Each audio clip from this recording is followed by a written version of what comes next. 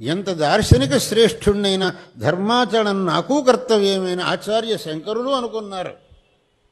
వాళ్ళు ఎవ్వళ్ళు కూడా ధర్మ మార్గానికి తమకు మినహాయింపు ఉంది అని ఎవ్వళ్ళు అనుకోలేదు.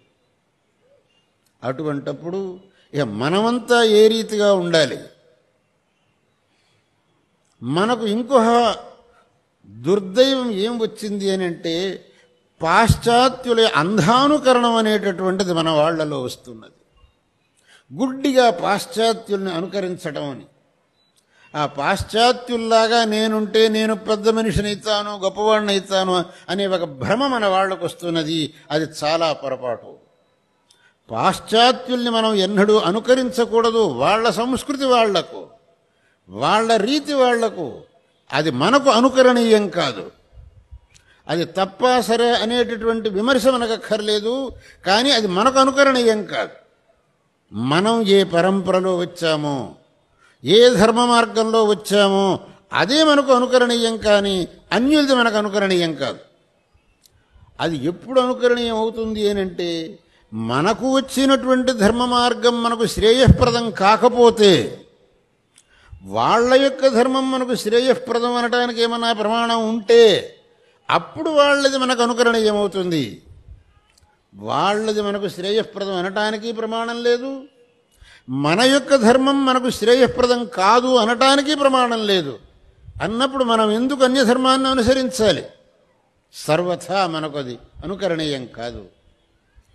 ఏ విధంగానే చూసినా మన యొక్క ధర్మాన్ని ఉపేక్షించటానికి ఏ విధమైన కారణం కనపడదు.